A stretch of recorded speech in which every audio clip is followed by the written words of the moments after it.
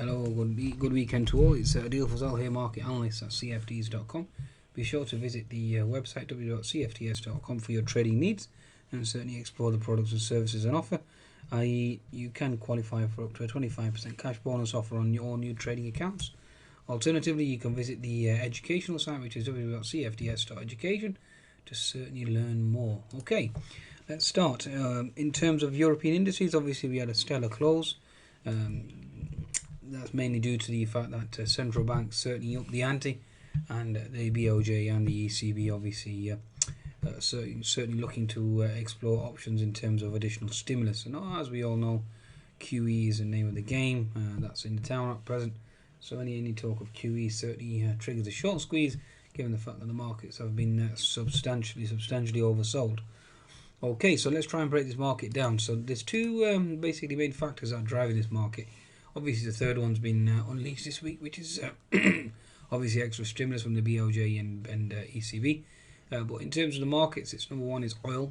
Given the fact that we observe Brent, especially for the FTSE 100 and European indices, the chart of Brent certainly is thrusting higher. As we can see, we're in this bearish channel. Now, we are coming into resistance at this 32 to 33 level, so certainly bear that in mind. Looking at your 60-minute chart, again, you are coming into horizontal resistance. Zooming in at a 4-hour chart, you can see that we are clearly coming into resistance on the chart of Brent itself. Bringing up chart of crude, basically same sort of scenario here. Again, you are looking at $33 as being key resistance. Given the fact that we thrusted higher from 28, almost a $4 to $5 move, it certainly is looking for a potential pullback. Okay, and also the other factor as well is China. Okay, so Shanghai index and the Nikkei. I've already discussed this in US markets. The Nikkei certainly is coming into resistance where previous support equals resistance, and the Shanghai, in terms of the global market move, it's moved nowhere near as the European indices or US indices have moved. It's been a small move, a 1% move, and therefore still certainly remains weak. It hasn't even closed a gap above. So again, that's a cause for concern. So again, China will dictate the movements in China. Obviously, oil will dictate the movement in oil. And again, QE.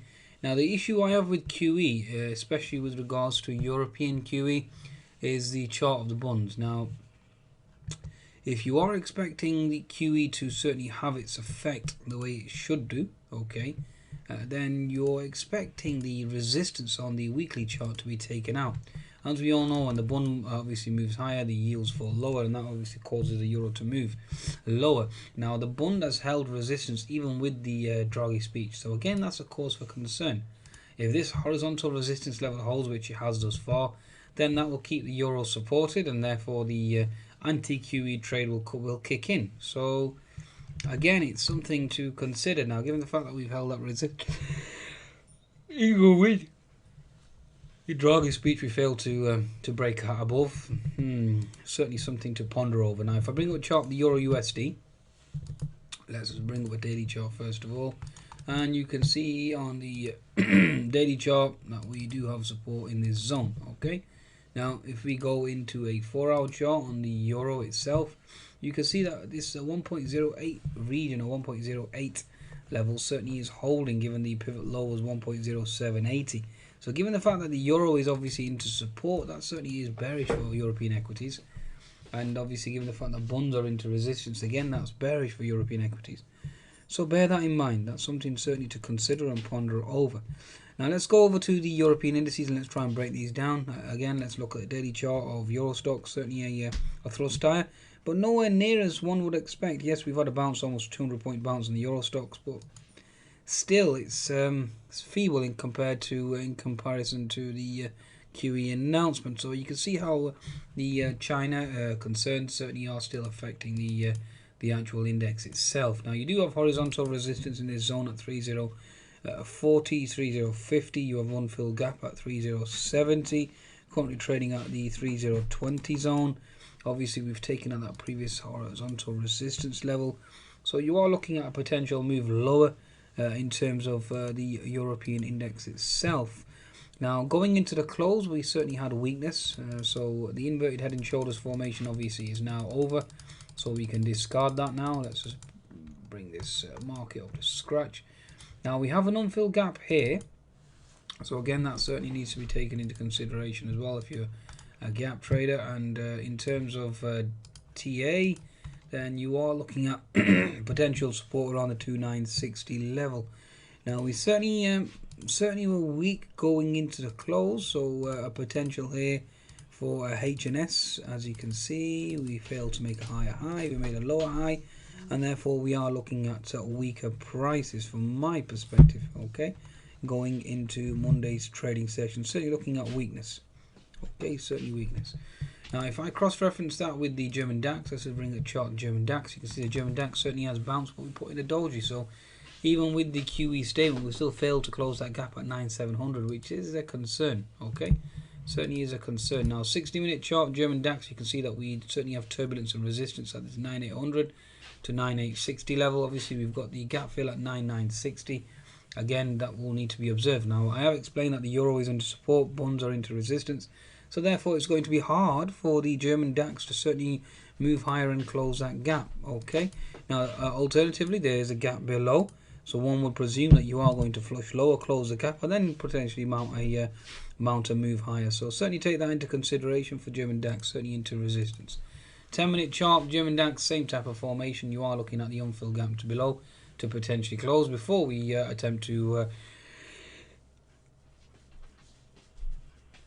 move higher. Okay, so German DAX certainly is into resistance. Okay, now in terms of the French CAC, let's just cross verify that with the French CAC now. French CAC 10-minute, you can certainly see you have turbulence there and potential weakness. Inverted head and shoulders has played out as well. You have this unfilled gap below, so again any unfilled gap that's generally left.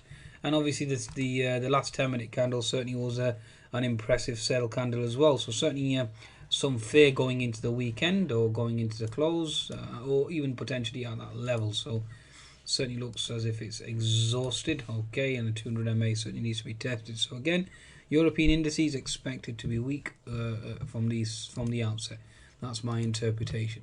Now the FTSE 100, let's bring up the weekly chart. You can see that we potentially have put in a bottoming tail on the weekly. Bring up the daily chart, and you can see that we are into that resistance zone at the 5920 region. So again, that's going to be turbulence. If you go above there, then you are looking at 6,000 and 6,030 going into play. But that's only if the price of oil certainly starts to move higher quite impressively. And as we've already discussed, the price of oil certainly is into resistance. The 60-minute chart, you have multiple resistance zone at 5915. You have resistance at 5930, and you have resistance at 5950. If that obviously all those levels were to break, then you are looking at resistance at the 6010 level. But from my understanding, it certainly seems like it wants to build some sort of inverted head and shoulders formation. So you are looking at a potential pullback going into tomorrow, or should we say Monday's trading, and then you are looking at potential inverted head and shoulders for formation thrust higher, which really goes in concert with the US markets. Okay, now again looking at potential move higher.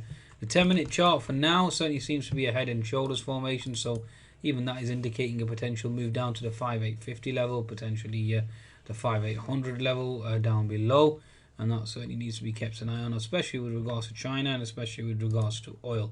So those two factors, and obviously QE as well, certainly is a potential put from the BOJ and the ECB as well, so bear that in mind. But for now, you are certainly looking at potential weakness, and that's on the back of bonds being into resistance and euro being into support.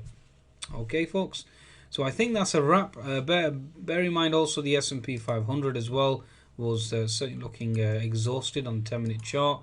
60-minute chart, yes, you have the inverted head and shoulders formation, but you are looking at consolidation before we potentially move higher. So again, a lot will depend on Asia and how the Asian markets react. That's something certainly to consider as well. Okay, so number one, BOJ ECB stimulus to take into consideration. Number two, the price of oil. And number three, China and the concerns emanating from there.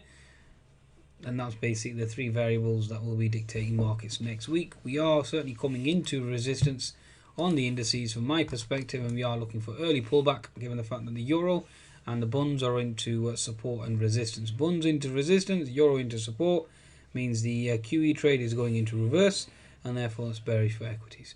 Okay, I think that's a market wrap. I've done a US market video as well, and that certainly seems to be into resistance, looking weak before we start to propel higher. First of all, we need a pullback and then a move higher. Goodbye now.